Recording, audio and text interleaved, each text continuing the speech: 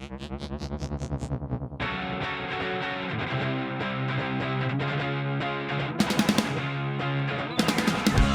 Bigfoot Collectors Club with Bryce, Michael, and Ivy. I know a story of high strangeness or two. Let's do this. Hello, everybody, and welcome back to Bigfoot Collectors Club, the show where we talk to amazing guests about their personal paranormal history and share stories of high strangeness. I'm your host, Michael McMillan. With me always is your other host, Bryce Johnson. And our super producer, Riley Bray. Oh, welcome back, boys. How's everybody Yay. doing?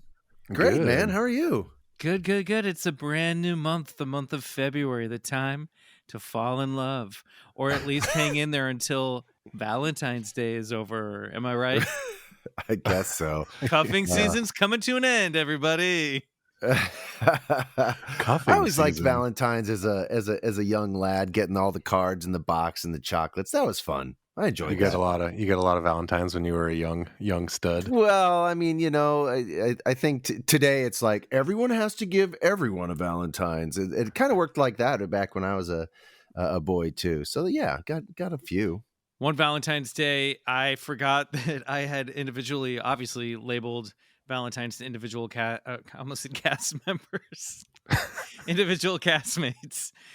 Listen, they were all supporting players in my leading role of the Michael Schoolboy. McMillan Joe. But instead of delivering them to their boxes, I just arbitrarily just handed them out, and then everybody got the wrong. I forgot how addressing Valentine's works. Yeah, you were too excited. You rushed it. Yeah, I got too excited. All right, speaking of excited, we have amazing guests here tonight. Our guests are no strangers to the podcasting world, and one of them is no stranger to BCC. This is her second appearance on the show from Lizard People and the Monster Line podcast. Please welcome back Katelyn Hempstead and give a warm Club Scout salute to her Monster Line co-host and co-host of the Magic Tavern, Adal Rifai. Woo! Hi. All right. I spent most of my life in Illinois, and I remember there was must have been like 93 when in school, every single Valentine I got one year was all Michael Jordan Valentines, because it would have been the Bulls' first championship. Yeah. Right. And so I remember getting like 30 Valentines and opening it, and it was just Jordan after Jordan after Jordan. It was just all from dudes. Adal, Yes, do you think they did that because you're a man of height? Maybe they were bullying me. Yeah, maybe. Right. Have you considered that you weren't popular? You were bullied. Oh no! Yeah, they had Care Bear ones, and you didn't get those. They're like, oh, I know what Adal wants. He's gonna want a Jordan. Yeah. Damn it! He's gonna want. No, I think it was kids just being like, "Hey, man, it's not just you. Yeah. You're not the only one who's 6'7" and with You're a not the gambling only- problem." Saw a loser around. Here's Michael Jordan. I was Wait, very intense. I only smoked cigars. Mhm. Always on the golf course as an 11-year-old. Are you 6'7"? No, I'm 6'1" and a half ish. Oh, I was excited. I thought I met another giant. Yeah. How tall are you? I'm 6'7". Holy shit! Yeah, you So can't that's- come on this podcast boasting about height unless you're ready to go shoulder to shoulder, head to head. with I was Mr. excited. Riley It's not a Yeah. competition. I was like, no one else is. I never get to have like eye contact. It's To be awkward. I mean, clear, I guess- it's not on him. Yeah, I guess it's ideal for you to be on a podcast called the Bigfoot Collectors Club and be 6'7". It's true. Adal, let me tell you Yeah. something. I'm the same height as you, and I when I get to hug Riley, I go on my tippy toes, and it feels so Like good. I just am like, puppies. I never Yeah. get this. Takes This you is back. amazing, and I Yeah. snuggle right into his breastplate, and I does. it feels so right. Sometimes we call him Man. Dad, and you're just like, It's a whole Yeah, different kidding. podcast. Yeah. Some of our longtime listeners will remember this story, but one year we went to a UFO convention, and the true believers there kept stopping and gawking at Riley and calling him a Nephilim. And they were like, Yeah. They're like, whoa, here's a Wow. Nephilim. Oh, here's a Thank Venusian. you. Yeah, they The Got a old lot of stop Venusian and in gawk. there. Yeah. Because Oh, yeah. you're descended from a species of enormous space guys? Fallen Apparently. angels, Is that the yes. thinking? Yeah. Wow, fallen angels, Mhm. Riley. The fallen angels that mated with the women of Earth became the Nephilim. Yes. Got it. Wow, you have the Yeah. coolest backstory I've ever heard of. Angels that bone? I have to imagine, I don't want to speak with authority, but I have to imagine you are the tallest podcaster in the world. Let's Unless hope. like George Murashon has a podcast, which I think he unfortunately passed away. I think you're it. Oh no. I mean, does Put him Shaq in have a heaven. podcast? I feel like Shaq would have a podcast. That Shaq seems has. like He's something probably he would do. Come on. guested Yeah. on If one. not, Mm. let's get him on the show. Yeah. If you're listening, Yeah, I Shaq. think you might have some competition with basketball players, but other than that, let's check it because I'd love to get this show in the Guinness Book of World Records. Tallest podcast. Well, how tall is Yeah. Paul Yeah. Tompkins? Paul Tompkins does not seem like a tall man to me. No, he's a regular He's size. not a short man. Yeah. No, Yeah. He's like, I think he's like a solid 5'11". Maybe that's exactly maybe. what I was going to guess. Yeah, I think that's that's generous. that's great. Yeah. Great. We're all on the same page. Well, good show. Well, Great show, I think we're good everybody. here. We're done. See you Yeah. back here Pleasure. next week. work. Good night. Another episode all of right. In the Heights. Boom. Yeah, that's All good. right, Katelyn, Adal, we love to ask our guests, what is your personal paranormal history? Now, Katelyn, you've been on the show before. Can you jog? I didn't go. I'm gonna confess, I didn't go back Can and you re-listen jog? to the episode, but my memory was you hadn't had any major stuff in your life. No, I have not seen a ghost. I have not been abducted. I have not seen a cryptid.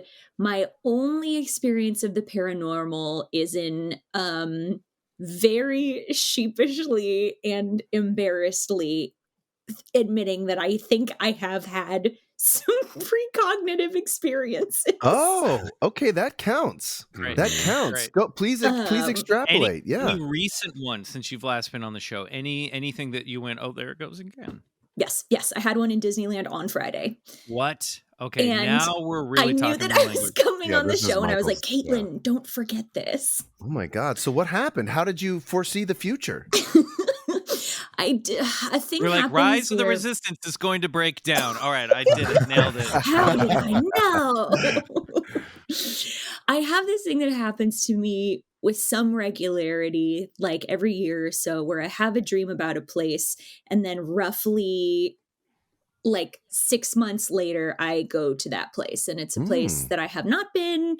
And specifics of which I would not know, like I wouldn't have Googled. And then I go to that place and I'm like, this is an exact match down to like the trees and the whatever.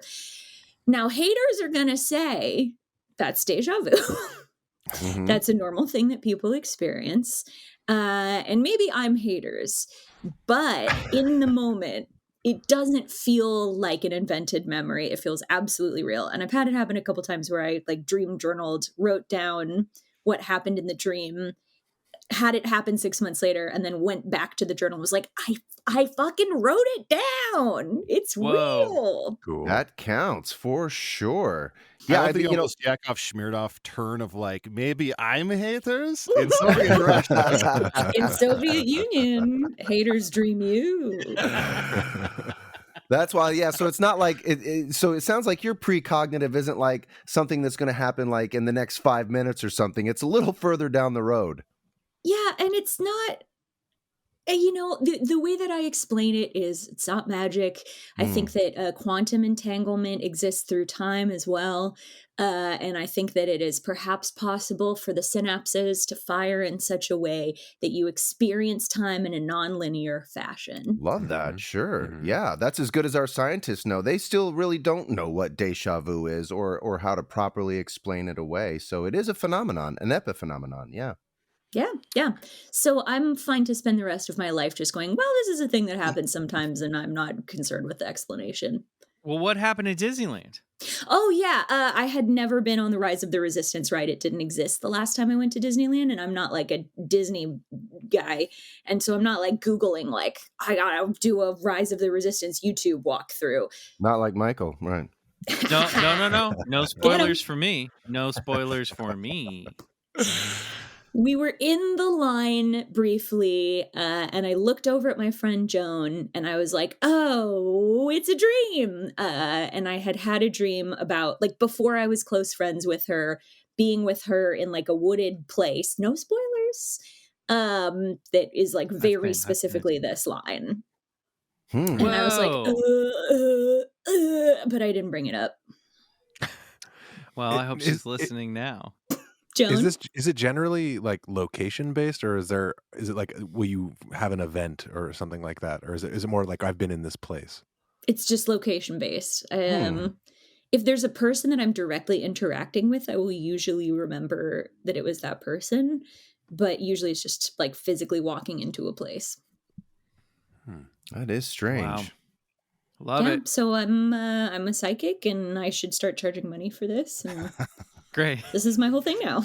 I see myself standing in a queue. That'll be $50, please.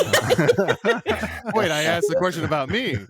Well, at some point, It I'm doesn't gonna be work with like that. someone I don't know that well in a place I can't describe. I can confirm you're not there. You are not there. But there will be 2 redwoods to my left and a small kiosk to my right. And I will have received $50 from you. So that's Adal, my, what about that's you? my whole thing. Yes. I love it. It's great. It's so strange when that kind of stuff happens, and I like that it's just a little baby superpower. But let's see if you can grow it a little bit. I don't know how. We need to get you like we need to. Why am I blanking on Buffy's mentor? Giles?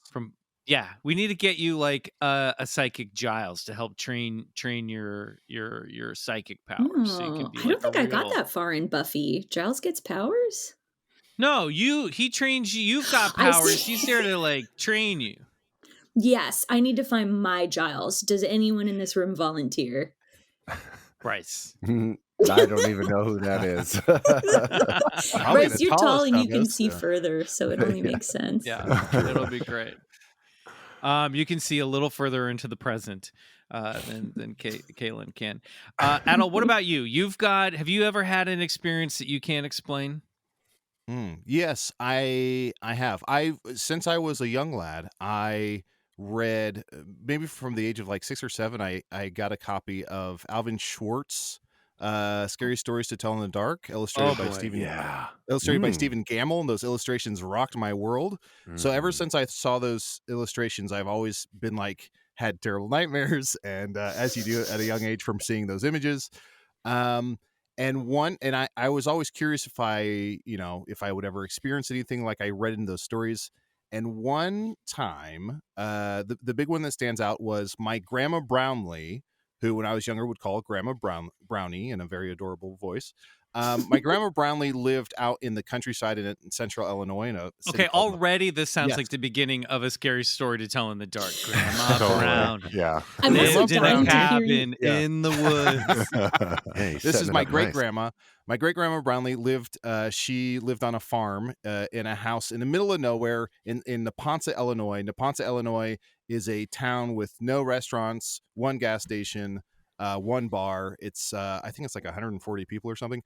But she lives in the middle of a field. She owns a lot of land, and she used to raise Arabian horses and Cocker Spaniels. Oh, wow. And her house was from the huge farmhouse, was probably from the mid 1800s.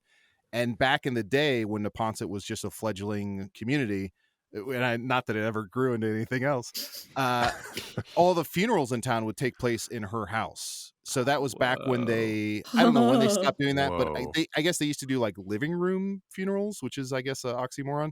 But that was what her house's purpose was in the township.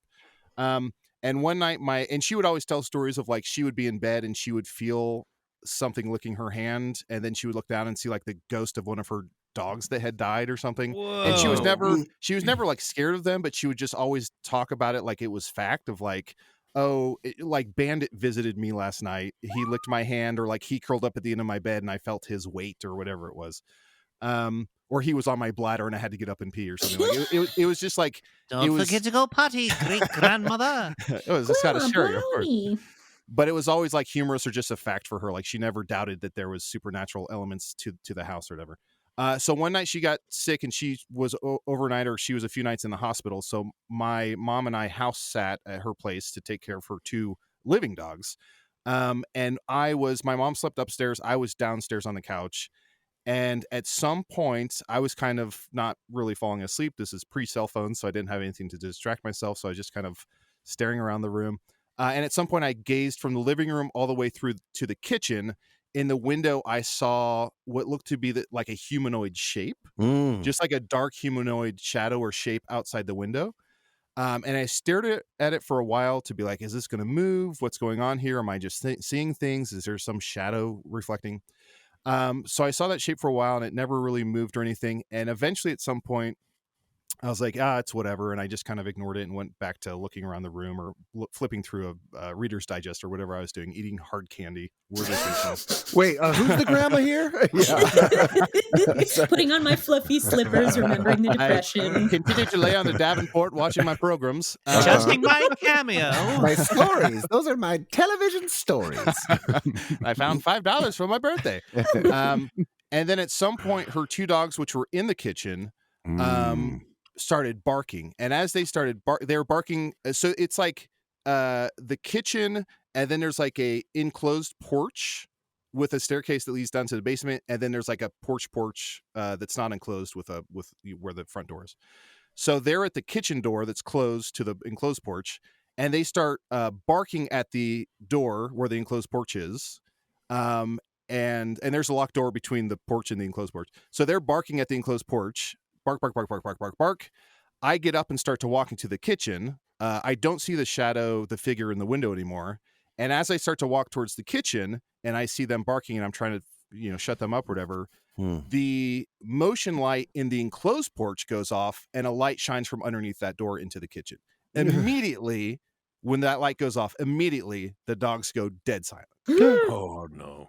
And I had always been told, I never really experienced it, but I had always been told that animals sense, they have a different sort of environmental awareness than humans do. Yeah. They can see shapes or sense whatever that we as humans cannot. So they went dead silent and just sat perfectly still once that light went off. Maybe 20, 30 seconds go by, the light shuts off. And as soon as the light shuts off, the dogs start barking again. And the outside porch light goes on. So it's as if something was inside the house and that enclosed porch and then moved outside, which makes no sense, versus outside then came in. And the dogs kind of like, basically, if they were anthropomorphized, they would have like looked at each other, shook their heads, and like went to their rooms. Like not today, buddy. Like when you get a new blackjack dealer and they clap their hands and they're like, no thanks, I'm out. And I immediately, once I saw the outside light go on, the outside motion detected light go on, I just very quickly high-stepped it back to the living room, got on the couch and pulled one of Great Grandma Brownlee's quilts over myself and willed myself to sleep. So never figured out what that exactly was, if it was some sort of malfunction or some sort of bug or animal or what it was, but a very haunting moment and something that gave me goosebumps and chilled me to the bone. Did you tell your grandma about it or ask her if she had any more types of experiences like that? Yeah, I told my grandma basically, I mean, I didn't tell her the full version of like that I had seen something in the window or anything like that, but I had told her that the lights had gone on and that the dogs were barking and then stopped and stuff. And she was just like, oh yeah, that kind of stuff happens. So she kind of shrugged it off and lumped it into that stuff. And again, she was just very casual with supernatural stuff around her house, just giving over to the fact that it was indeed haunted by animals and humans. But she never asked me any further questions, and she never denied it. So now I have a question that's going to sound disrespectful, but it's leading somewhere. Okay. Did your grandma have pet funerals there? No, but she did. Like I said, she raised horses and dogs. Right. So there were a lot of animals buried on the property, but she would never hold a funeral for them. Yeah. I mean, she would probably, have a marker, like a grave marker or something, but there's no sort of funeral.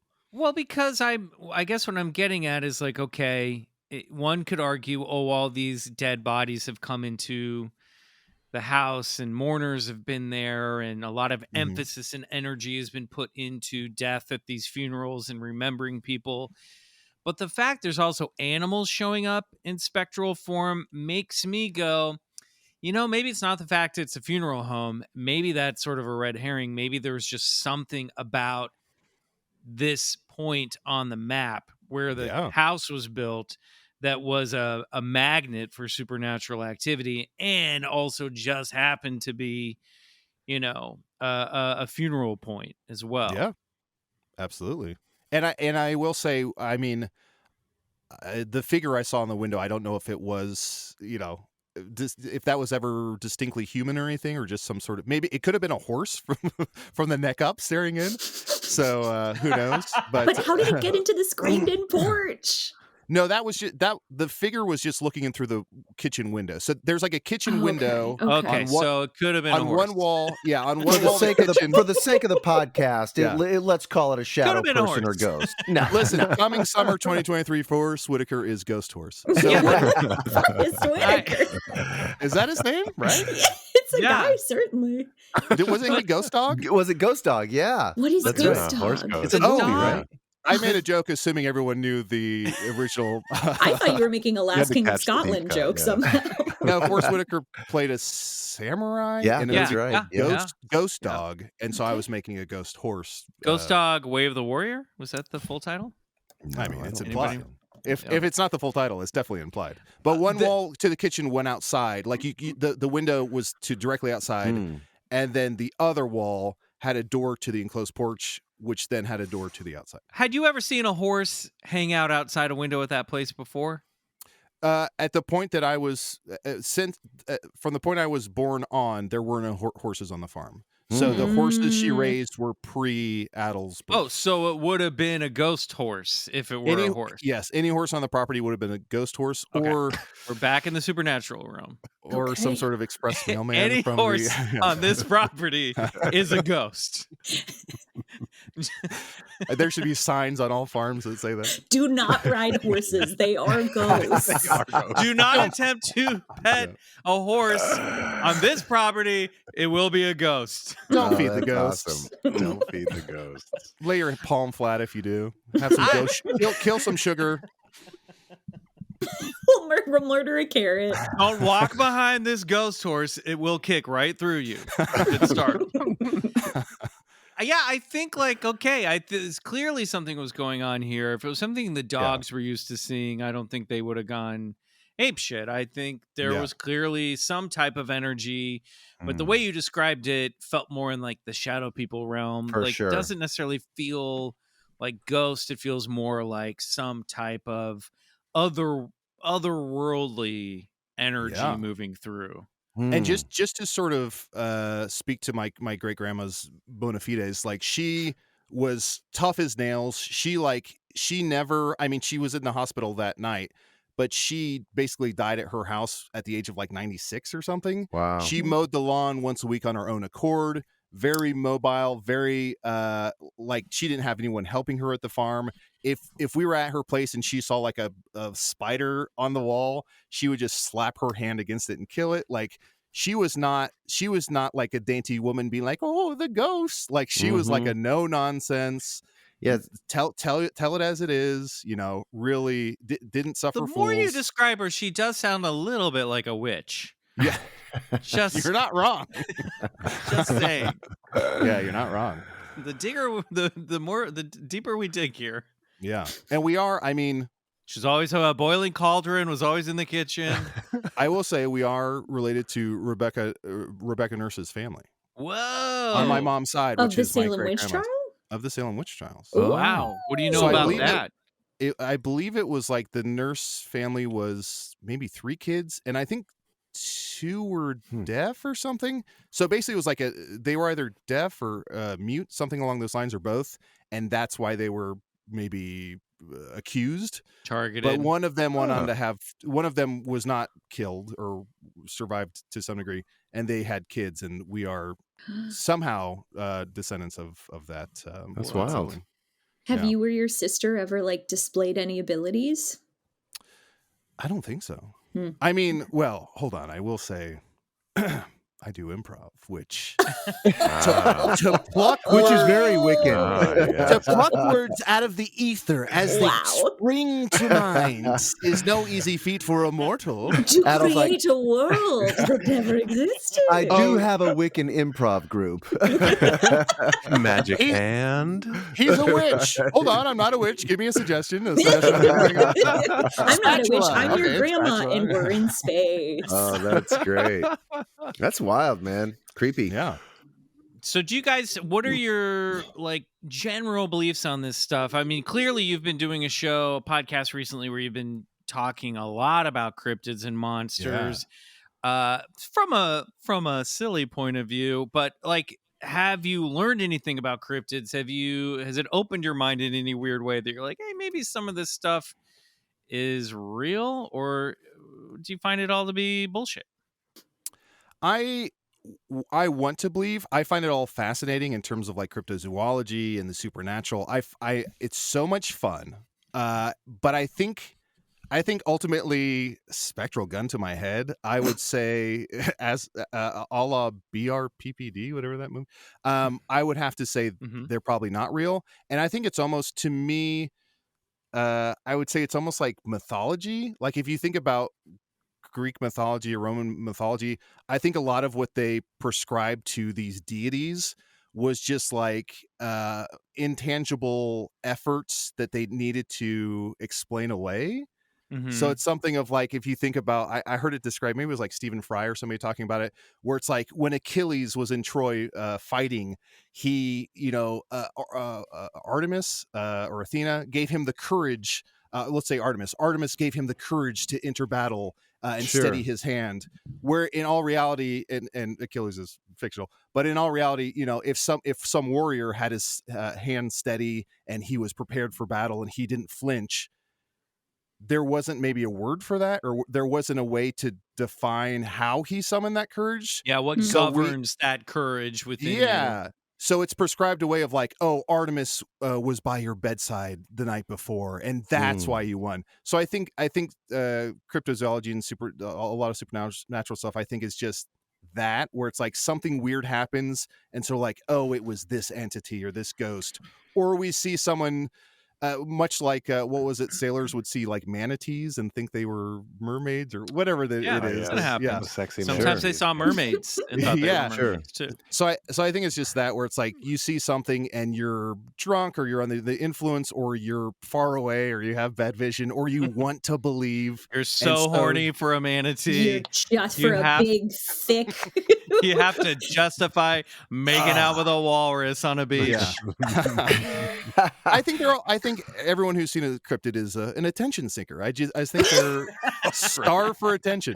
Well, I do think that for aliens, to be sure. But I think it's just something. It's like dragons to dinosaurs or something, where it's like, of course there were dinosaurs, but there weren't dragons. But I think there are people who are like, they saw a wolf limping or something, and they were like, oh, that wasn't a wolf, it was walking in this peculiar stilted way, so surely it was a dire wolf or a werewolf or whatever it is. Those are my feelings. But where does horse ghost fit into that? Horse ghost real. Everyone else. Horse ghost friend. Real. Yeah. Horse ghost coming to Adult Swim 2024. Yeah, trademark.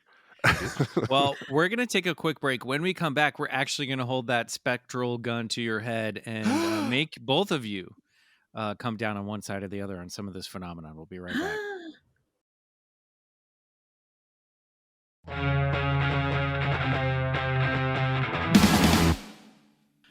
All right, Katelyn, Adal, we have a game that we play with all of our guests. It's newly refurbished list, Katelyn, so you've done this before. There should be some new selections on this. I'm going to go down a list of phenomena. If you're open to it, you're going to say believe it. If you're not open to it, you're going to say bullshit. Imagine that translucent horse gun at your head, and you have to answer one way or another. There's no No, in it's a between. horse with a It's a gun. I horse know. gun. You do. Who arms Now the it's a horse holding a ghost gun. Okay. Yeah, but how is he holding it? He In has his one mouth. extra arm. Okay. Oh, I in his don't know mouth. why- That makes I- more sense. Yeah. Picturing it in the stylings of Gary Larson, and it's very funny. Yes. Yeah. Yes, he's standing on 2 feet. He's anthropomorphized. He has a I mean, he was 1950s standing. beehive updo. Uh-huh. Yep. It's like Cow Tools, where it doesn't quite look like our gun. Oh my god. Yeah. He's holding up a semi truck that says Salt Licks.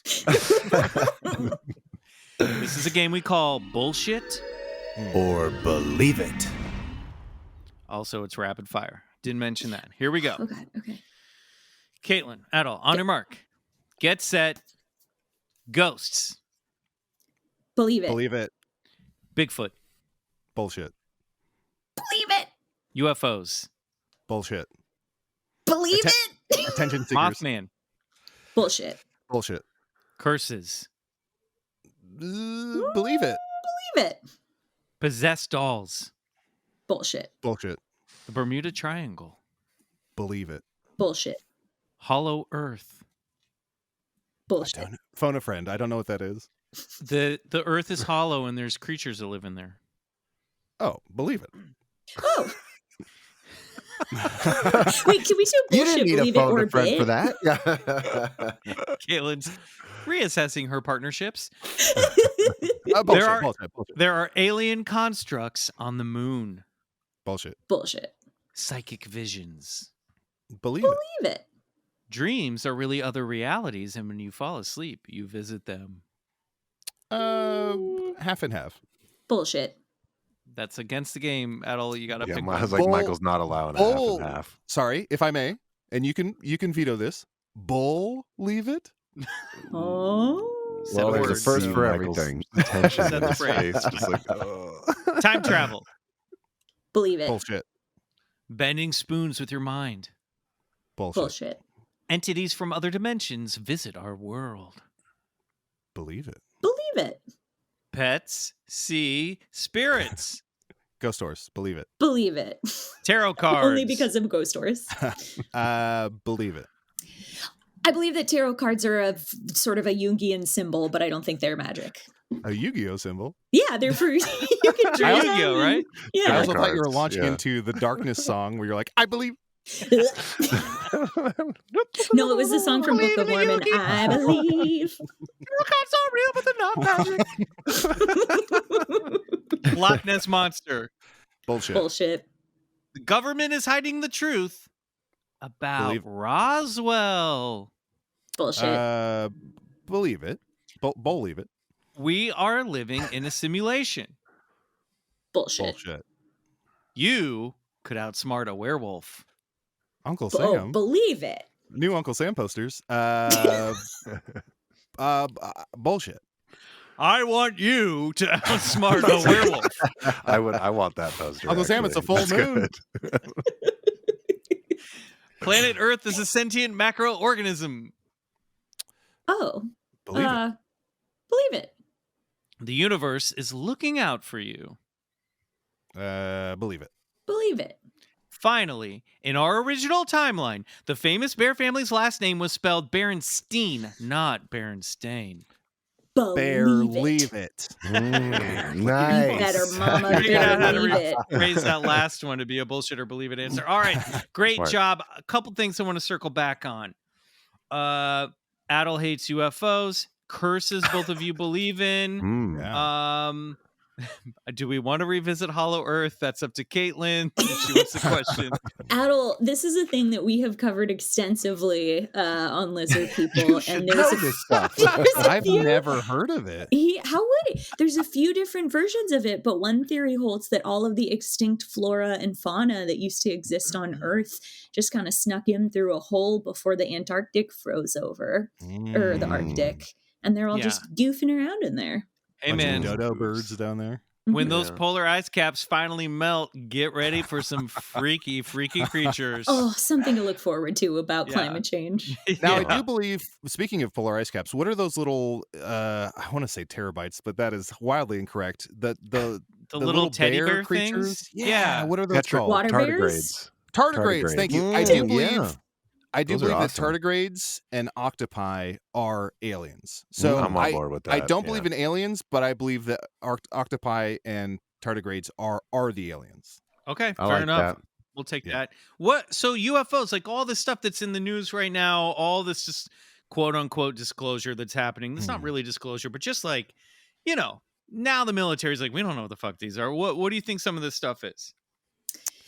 Well, unfortunately, I am too swayed by the Fermi theorem? The Fermi Fermi paradox. paradox. Fermi paradox, thank you. That intelligent life, if we have not been able to perceive a planet that could support life, that is with any sort of reaching distance of our planet, then the odds that a sentient being would be able to build a craft, fly that craft, get here, and then communicate with us in any meaningful way is so low that it is lower than the odds of winning the Mega Millions, which I did buy a ticket for. So maybe there's a little part of me. Got a little Somebody's hope gonna in win you. it. Mhm.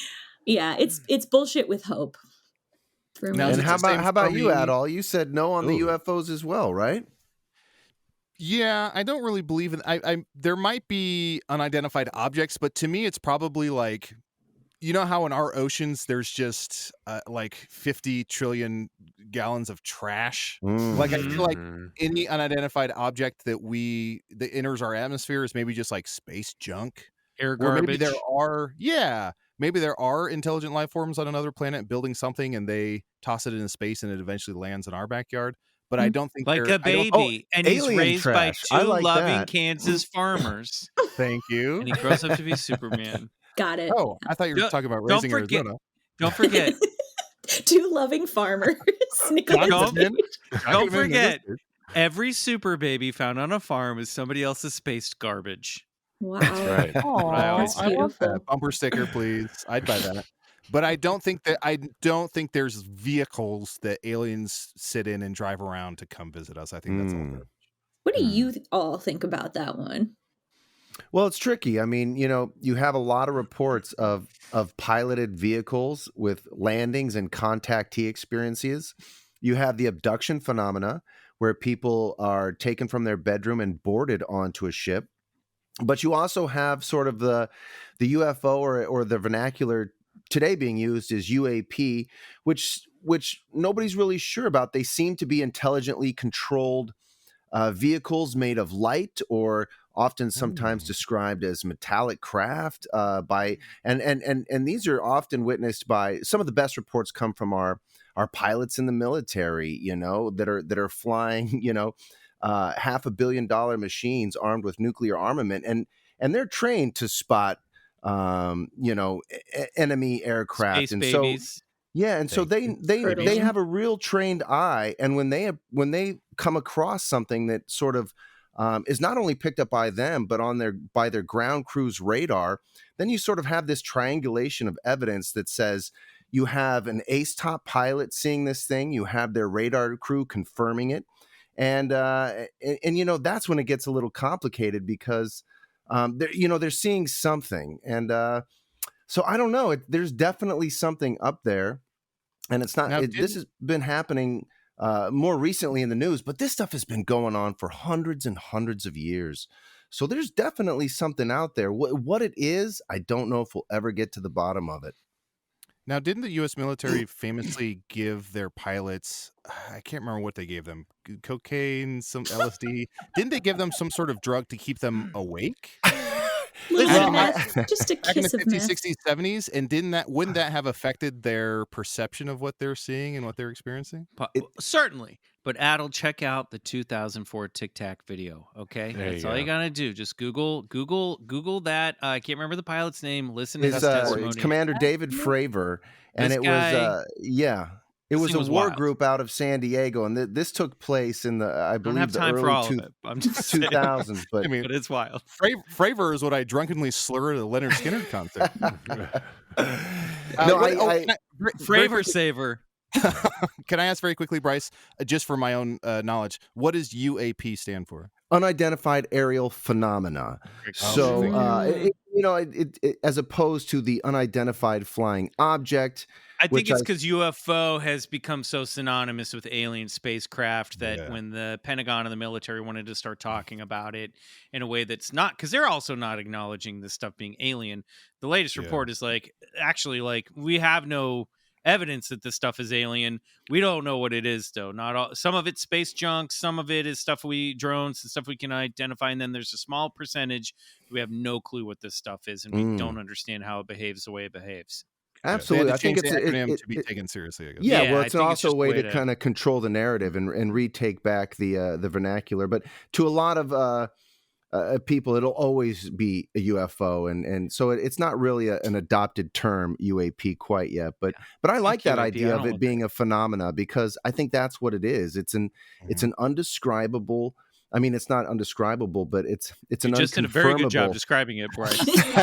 It's an unconfirmable phenomenon, and the Yeah. closer we get to it, the further it moves away from us. So when you compile sort of what people are seeing in the sky, what people are reporting from their bedrooms, and then some of these contacts about landed ships, it's a strange phenomenon. Did you ever see that movie Fire in the Sky? Are you familiar with the Travis Walton story?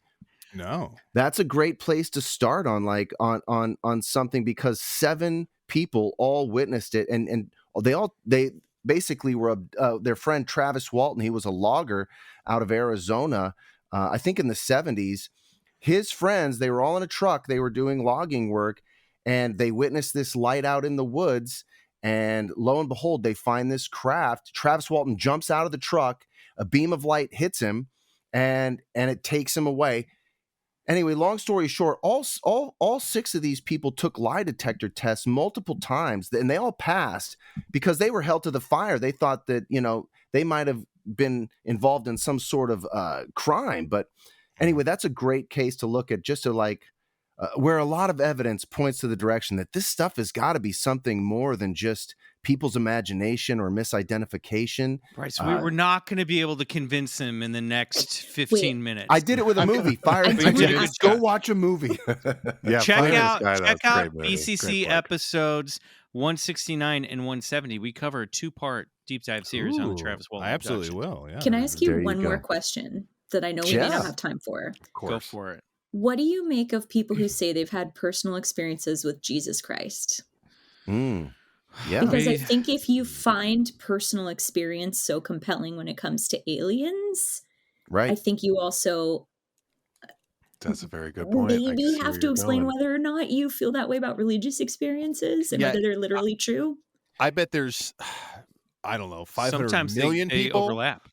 There's 500 million people on Earth who, if they took a lie detector test and the question was asked, "Did you let Jesus into your heart?" They would pass. Even though that's like vampire rules. You have to ask for him to come inside your heart, Yeah, just or else he won't. God. Yeah. All this stuff Listen. might be sort of couched under the same umbrella. The Jesus phenomenon of personal experience can be described by some as a mystical or otherworldly supernatural experience. We've And there are gone people over. who describe UFO encounters as a religious experience. That's So right. That's right. So I think they there might be do more intertangle. common here. This all could be indicative of some sort of outside our dimension force, in maybe a force for good in some cases. Forces of pure love, of energy that come through in the form of something, an Either way, archetype people like wanna- Jesus Christ, or maybe a literal form. Who knows? Either way, people want to feel saved and chosen. Yes, that's right. And again, which circles back to attention seekers. And we're back to I'm bullshit. partial. I live in the backwoods of Arkansas. I'm destined for greater things than this. I was abducted. And also, QAnon is speaking to me through Reddit. Oh, well, let's not. And group I'm the them only in one who too. sees it. Now we're All just, right, let's get our heads out of the clouds, guys, and get them back down on Earth. I got a story of high strangeness for you all. Might just change your perception of a certain hairy friend of ours. Bryce, Is Riley, it Jesus? Caitlin, yes. Yeah. Oh, it's not Jesus? It's It not could Harry be. Was he is? Palestinian? Jesus had a beard, so he's technically hairy. That's all I know. Hmm. Bryce, Riley, you boys know I don't like to get too deep into a new year without circling back to the mascot that graces the artwork of our beloved clubhouse. That's right. I'm talking about good old Bigfoot. Oh, Caitlin, Adal, when you think of Bigfoot, what's the image that comes to your mind? I immediately think of him sort of walking, the sort of Abbey Road version.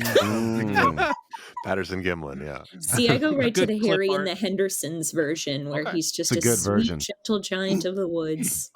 Okay, great. Yes, well, when we last left our hairy friend back in episode 215 with amazing guest Markiplier, we came to learn how Bigfoot got his famous moniker. Now, there's still a lot left to be said about that story, and seeing how 2023 marks the 65th anniversary of the year Bigfoot got his name, 1958, we might just have to take a deeper look at his origins and some of the controversy that surrounded him from the get-go. But that is a tale for another day. Wait, This 65 week- years? Isn't that a Beatles song? When I'm 60? Oh, no, wait. 64. That was last year. That was his theme song I was last like, year. Abbey Road. Okay, Yeah, I thought okay, I you're had getting close. cracked something. This is good, though. The Now you're seeing synchronicities the are... patterns. Yeah, they're lining up. Almost this a synchronicity. Yes. We're going to turn back the clock just 1 year before loggers in Northern California found alleged Bigfoot tracks and trashed equipment on their job site, thus ushering the legends of the wild man of the woods into mass consciousness. Back a few years before Bigfoot stomped across headlines in America. Let's go back to 1957 to recount the written story of when William Roe met Sasquatch.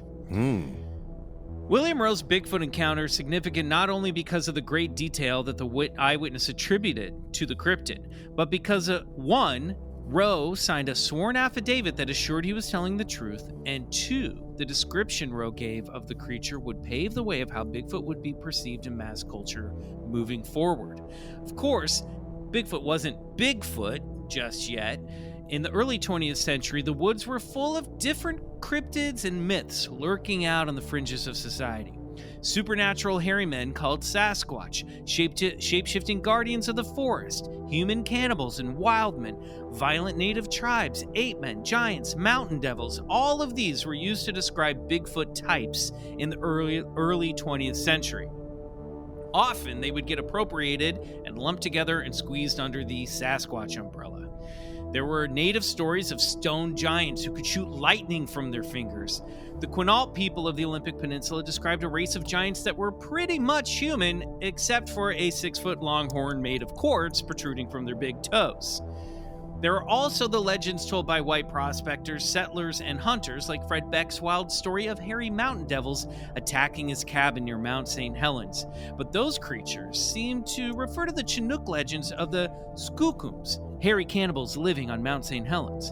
Albert Ostman spun a tale of being kidnapped by a family of cartoonishly entertaining Bigfoots, but that wasn't shared with the public until the late 1950s. If fabricated, it is possible that Ostman and later Beck, elaborating and expounding upon his encounter story in the late 1960s, borrowed from William Roe's encounter, or, at the very least, Roe beat them both to the punch. Regardless, it was Roe's description of Sasquatch that would cement itself in the public consciousness. According to Bigfoot researcher and author of Sasquatch: The Apes Among Us, John Green, William Roe was the first to describe Sasquatch as an ape-like creature rather than a giant Indian. On August 26, 1957, in Edmonton, Alberta, Canada, William Roe wrote a sworn affidavit that back in 1955, while exploring an old mine on Mica Mountain in the Teddy Wan Cache in British Columbia, he came face to face with an ape-like creature. It was then published in Ivan T. Sanderson's book about the Yeti, Abominable Snowmen Legends Come to Life. And here are some of William Roe's words from that affidavit. Caitlin. Now, this man is Canadian, right? He is Canadian, yes. Okay. Well, I had been working on the highway near Tedjohn Cache for about 2 years. In October 1955, I decided to climb 5 miles up Mica Mountain to an old deserted mine just for something to do. I came inside of the mine around 3 o'clock in the afternoon after an easy climb. I had just come out of a patch of low brush into a clearing when I saw what I thought was a grizzly bear in the bush on the other side. I had shot a grizzly near the spot the year before. This one was about 75 yards away, but I didn't want to shoot it, for I had no way of getting it out. So I sat down on a small rock and I watched, my rifle in my hands. Ro was staring at the top of the head and the shoulders of the creature. After a few moments, the beast stood up and walked on 2 legs into a clearing. It was then that Ro confirmed he wasn't looking at a bear. My first impression was of a huge man, about 6 feet tall, almost 3 feet wide, and probably weighing somewhere near 300 pounds. It was covered from head to foot with dark brown silver-tipped hair, but as it came closer, I saw by its breasts that it was female. There we go, boys. Those pendulous breasts, Yeah, they just are. like the Bigfoot in the Patterson-Gimlin That's- film. Interesting. So, it kind of makes you think that if Patterson and Gimlin did hoax that film, maybe they got the idea for a female Bigfoot from Ro's encounter story. Just saying if. Now, Ro noted, however, that the being didn't have the traditional hourglass figure of the screen sirens of the day. The creature was built with a wide, straight frame, thick legs, and long, thick arms that hung below her kneecaps. And of course, it was important to note her feet. Its feet were broader proportionately than a man's, about 5 inches wide at the front and tapering to much thinner heels. When it walked, it placed the heel of its foot down first, and I could see the gray-brown skin or hide on the soles of its feet. It came to the edge of the bush I was hiding in, within 20 feet of me, and squatted down on its haunches. Reaching out its hands, it pulled the branches of bushes toward it and stripped the leaves with its teeth. Its lips curled flexibly around the leaves as it ate. I was close enough to see that its teeth were white and even. Talk about getting a close look. I mean, this thing, first of all, I was recently, I've told my story about this gorilla that I saw at Animal Kingdom recently on the show, but this thing stripping the branches with its teeth and stuff like this reminds me of just primates eating foliage in the woods. And I don't know how necessarily this just regular dude knows how to add that type of detail based on what he's seeing right now, unless he was really seeing it. Now, I'm not saying it's a Bigfoot. Maybe there was a gorilla in the mountains, but here we go. Ro described her head as being higher in the back of the skull, a conical ridge, and then slowly slanting down towards a flat, wide nose. Her lips and her chin protruded past the nose, much like a primate, like a gorilla. Her ears were very human-like, and although she was covered in hair everywhere, her face was more bare. Her eyes were black, like a bear's, and her neck was strong and thick, thicker than any humans he'd seen. And yet, there was something undeniably human-like about this she-beast. So much so that Ro's mind began to spin, searching for a logical explanation of what he was looking at. He briefly settled on the absurd idea that it was an actor in a costume, but then soon realized how ridiculous that notion was. There was no film crew present. They were out in the middle of nowhere. Ro and his new best friend were the only two beings for anywhere for miles. Finally, the wild thing must have got my scent, for it looked directly at me through an opening in the brush. A look of amazement crossed its face. It looked so comical at the moment, I had to grin. Still in a crouched position, it backed up 3 or 4 short steps, then straightened up to its full height and started to walk rapidly back the way it had come. For a moment, it watched me over its shoulder as it went. Not exactly afraid, but as though it wanted no contact with anything strange. God, this is so weird. Oh, sorry. I'm in my own head. Go ahead. You're doing great. Really transporting you to another place. It Back really to its is. feet. We're there. Yeah. Sorry, I'll get back in character. The thought came to me that if I shot it, I would possibly have a specimen of great interest to scientists the world over. I had heard stories of the Sasquatch, the giant hairy Indians that live in the legends of British Columbia Indians. And also many claim are still in fact alive today. Maybe this was a Sasquatch, I told myself. I leveled my rifle. The creature was still walking rapidly away, again turning its head to look in my direction. I lowered the rifle. Although I have called the creature it, I felt now that it was a human being, and I knew I would never forgive myself if I killed it. Okay, so I've attached a drawing here. Now, I believe this eyewitness drawing was actually drawn by William Rose's daughter, as he described it to her. But it's fascinating. I mean, it's also just looks like a Bigfoot with a big pair of boobs. Nice. Yeah, it's a nice drawing. What I'm taken aback by is like this is almost word for word like the Patterson Gimlin account. I mean, over the thick neck, the shoulder, looking over, the startled. It's like, it's just, it's a shocking.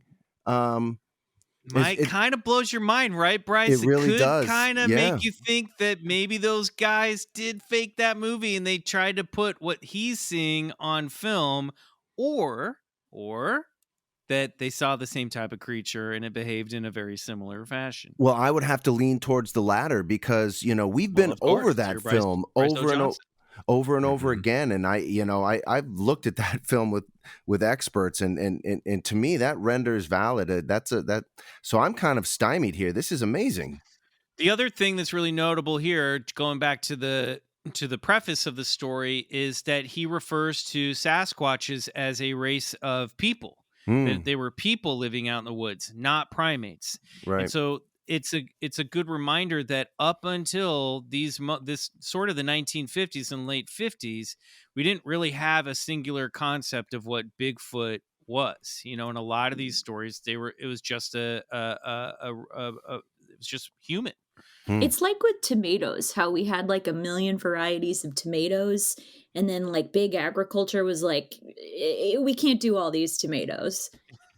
We need one consistent tomato. Yeah, we need one consistent tomato that is like always good and the same color and the same shape. We're going with beefsteak tomatoes, okay, guys? So after deciding not to shoot, Roe describes the creature letting out a high-pitched, laugh-like language that he compared to a horse's whinny. There you go. It's all coming full. The creature walked into the brush, and after a few moments, Roe followed and spotted the creature walking away down a ridge in a clearing, letting out another chortling whinny before vanishing for good in the woods. That's new. Roe goes on to explain... Yeah. I just would like to... Yeah, I'm trying to hear a chortling whinny. Hey, I Googled chortling whinny and I got an episode of The Wonder Years. So Roe goes on to explain how he tracked it for a while, found some scat, examined it for vegetation, confirmed it was a vegetarian, also claimed to find a nest of leaves and grass where she had nested down for a couple nights, but he never saw the Sasquatch again. Earlier, shorter versions of this story were said to be recounted by Roe to the press and printed in Canadian newspapers before Sanderson, a Canadian, I believe a Canadian himself, maybe I'm wrong about that. I forgot to double check that. But anyway, Ivan T. Sanderson, the famed Bigfoot researcher, tracked him down and had him write this sworn affidavit. Now, for those skeptical about the veracity and impact about these types of documents, Sanderson had this to say. Let me dismount my ghost horse here, good lad. Giddy up. While sworn statements may not cut too much ice in the United States, they mean a very great deal in Canada and the British Empire. Canadians have an intense respect for the law. I also have a drawing of the bosoms. Where are you going? Please come back. As for Roe, well, he died not too long after the publication of this affidavit, and before John Green wrote his book. He didn't live to speak to any cryptozoologists who might want more details about his encounter, and long before he can make rounds on the ever-growing Bigfoot circuit that began in the 1960s. Like Sasquatch, William Roe vanished after leaving a major impression. His affidavit leaves us with this. Whether this was a Sasquatch, I do not know. It will always remain a mystery to me unless another one is found. I hereby declare the above statement to be in every part true to the best of my powers of observation and recollection. Gotta be a D cup, at least. And that is the story of when William Rowe met Sasquatch. Yay! Wow, man, I'm flummoxed. Slightly editorialized. Yeah. Slightly editorialized by both the author and performers. Katelyn, Adal, what the hell is that? What do you think about this encounter? Here's what I have very, very quick story. People who speak with this sort of like, I don't want to say blind confidence, but people who speak with this like adamant, fervent confidence, I don't believe, because there's a story in my family. This was before I was born. Very quickly, my grandma Brunley's daughter, my grandma Shirley, my great grandma Brunley's daughter, my grandma Shirley, my mom's mom. Shirley one time, Brown. one time, my mom and her were outside. My grandma's probably 50. She would eventually succumb to dementia, but not yet. One day they were outside and they were looking across the street, and there was an owl sitting on like a telephone line or some sort of pole or something. And my mom says, or my grandma says, "Oh, look, a monkey." And my mom says, "No, that's an owl." And my grandma goes, "I wonder where it came from. Maybe it escaped from the zoo." And my mom goes, No, it's an owl." The owl then flies across the street to another pole or wire and lands. And my grandma, smug as all get out, turns to my mom and says, "See, a monkey." So I think that story demonstrates that just because someone is confident or signs an affidavit or thinks they saw what they saw, they didn't always see what they saw. It also just sounds like your grandmother was a liar.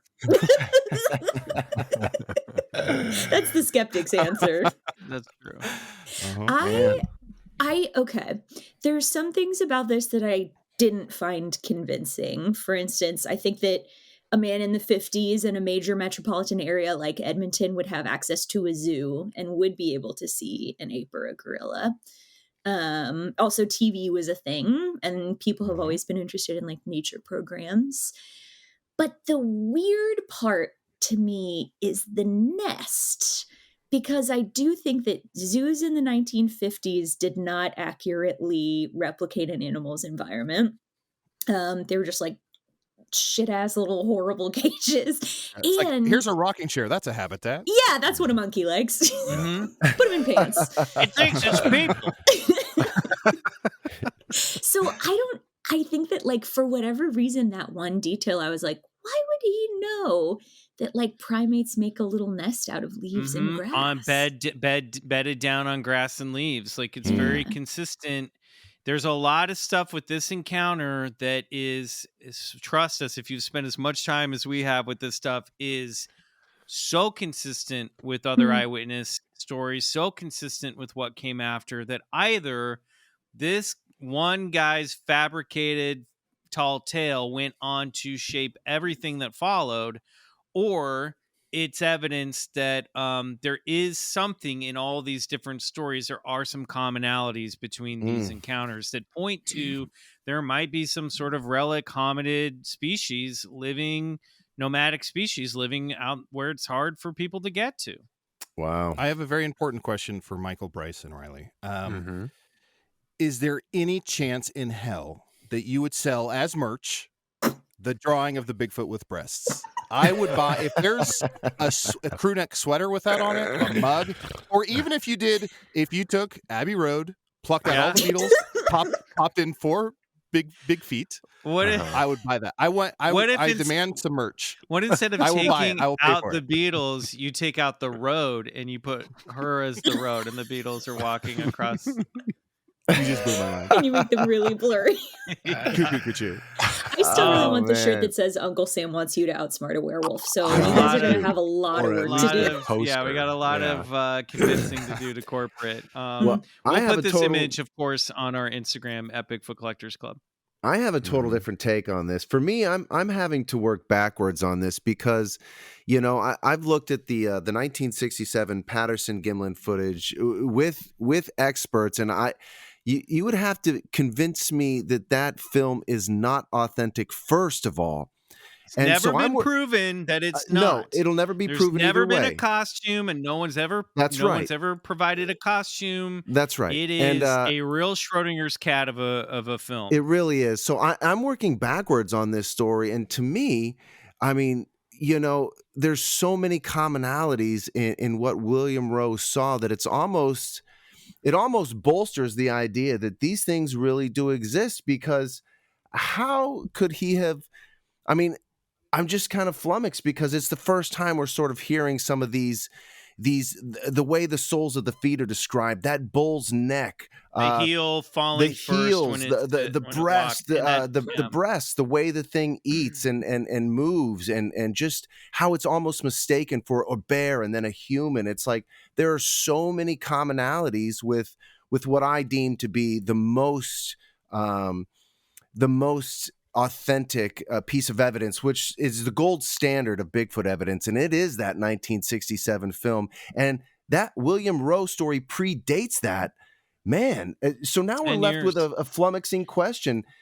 Did William Rowe's account influence Roger Patterson and Bob Gimlin in trying to recreate that? Or is this just more evidence that, people are seeing these things? Male, female? Who knows? I always gave them credit for if they were hoaxing, being smart to make it a female and not a male. But now we have a story that predates that explicitly describes a female Sasquatch. So wild I don't stuff. Know. Crazy stuff. Legitimate question, quickly. What is the probability of something surviving? Because I have no reference point for this except for like a liger, which is like the offspring of a lion and a tiger. What is the probability, truthfully, of like, I don't know, like just off the top of my head, and please don't come at me because I don't know what I'm talking about, like a bonobos and a gorilla having a baby or something, or you know what I'm saying? Like, you're asking the wrong dudes. Is there a possibility that this is a zoologist collectors club? Is there a possibility that there was like a one-off romance between two things that gave birth to this one-time creature, one time only? But there's so many sightings spread out such a large area over time that there can't just be one. I think when Bryce years ago spoke with Cliff Barrickman on our Patreon over on the other side, he said something like, we kind of think of it as like an endangered species where there's maybe about 7,000 of these left walking around in the woods, just enough for people to get a glimpse, but not enough for them to really be so populated that they would be seen routinely. If it is something like that, if it does exist and it's some type of animal, I think it just might be a very endangered, or at least small populated type of animal, or if there was 7,000, there would have been a Ford Taurus would have obliterated one on its like. I pulled that number out of my head. I can't remember if that was the exact number he said, but I do love the idea of I Ford used Taurus to drive a Ford Taurus. Now we're hitting the synchronicities. Your Ford Taurus destroyed my Bigfoot. All right, we got to wrap this. Reese's peanut butter cups. We can pontificate all day long. We got to wrap up this clubhouse session. Katelyn, Adal, thank you so much for being on the show. Where can people find you guys and find your stuff? Well, you can listen to the Monster Line wherever you get your podcasts, from Q Code, all of our daddies companies. Papa. Yeah. And also Wood Elf. And if you'd like to listen to the Monster Line, and if you'd like to listen to Lizard People, we have done episodes about Bigfoot, and Michael himself has been a guest. Bryce has been on too. Yeah, we discussed the conspiracy of Back to the Future and how it was really a 9/11 predator. I think I've been on a couple times. I think I was on with Bryce once, and then not without Bryce another time. That's cool that you guys invited them both on. That's really great. Oh, that's cool. Both Michael and it's a very short studio. Oh, okay, that makes sense. Oh yeah, the door I'm is 5'1", too tiny for you to get through, Mr. Nephilim. He will never fit us on the same microphone. Yeah, real low ceilings in there. That's real low ceilings. And I'll toss out there, one, thank you so much for having me. This was a goddamn blast. I've had so much fun. And you can check me out. My other podcasts are Hello from the Magic Tavern, an improvised fantasy journey, and Hey Riddle Riddle, which is me and two friends trying to solve riddles and doing improv along the way. Awesome. Thanks, guys. Thanks so much for joining us, and we'll make sure you're tagged on our social media stuff so people can find you over there as well. Thank you. What a joy. Hashtag Ghost Horse. All right, Club Scouts, we are headed to the end of this episode. If you love the show, please follow, rate, and review us on your favorite podcast app. If you write us a 5-star review on Apple Podcasts, you might read it on this show, like this one. XX Thanatos XX25 writes, "This show is awesome. I first came here to listen to the Markiplier episode, but I just had to listen to more. I love the vibe of the three of you, and every episode is so insightful. I love learning more about all of these topics since I've been a fan of the paranormal and supernatural for years. Keep up the awesome work, you guys. 5 stars. Awesome. Nice.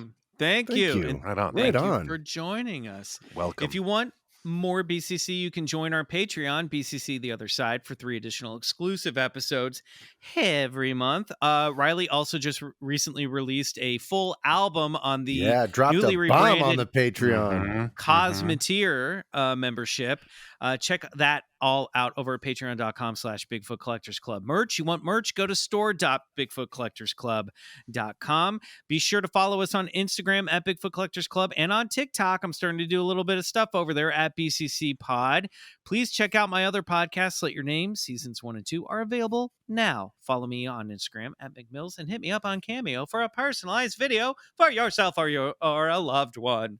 Yes. Hey, welcome to all the new listeners. And hey, appreciate all the listeners from before. If you guys want to, we talked a little bit about, I kind of lost my thought on that one. You got there. We love the You list. got Did I there. land it? Okay, Yeah, good. you We landed talked a it. lot about Bigfoot on this one. Hey, I'm also doing another Bigfoot show called Expedition Bigfoot, which can be found on the Travel Channel and your Discovery Plus app.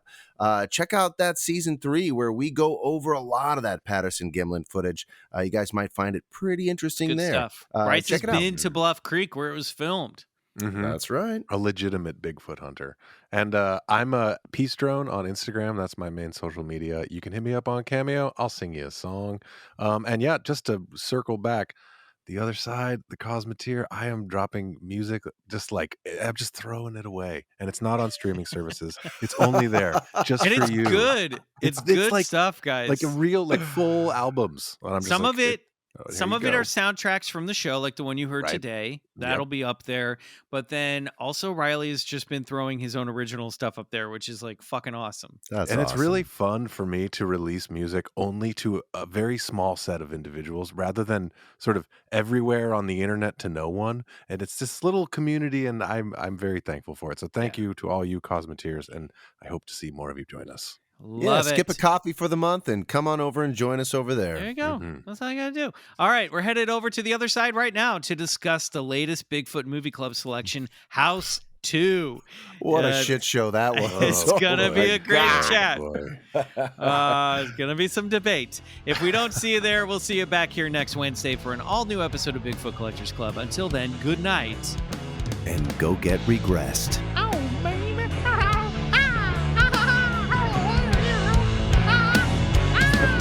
Chattering Bigfoot or Ghostbusters? Mickey Mouse on track.